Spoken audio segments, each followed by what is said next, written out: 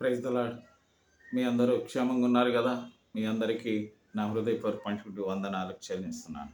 అదే కీర్తనల గ్రంథం 147వ అధ్యాయం 13వ వచనం. ఆయన నీ గుమ్మముల గడియలు బలపరిచి ఉన్నాడు, నీ మధ్యన నీ పిల్లలను ఆశీర్వదించి ఉన్నాడు, నీ సరిహద్దులలో సమాధానము కలుగు చేయువాడు ఆయనే, మంచి గోధుమలతో నిన్ను తృప్తిపరచువాడు ఆయనే, భూమికి ఆజ్ఞనిచ్చువాడు ఆయనే, ఆయన వాక్యము బహు వేగముగా పెరిగెత్తును.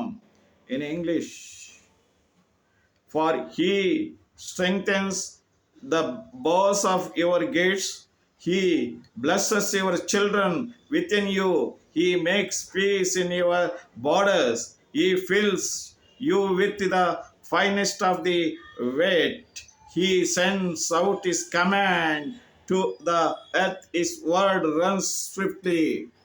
ప్రియమైనటువంటి సహోదరుల, ప్రార్థన చేసుకుందామా? పరమందునటువంటి తండ్రి, అవును స్వామి, అయ్యా నీవు ఈ దినము మాకు ఆశీర్వాదంగా ఈ దినాన్ని మాకు ఇచ్చినందుకు నీకు వందనాలు.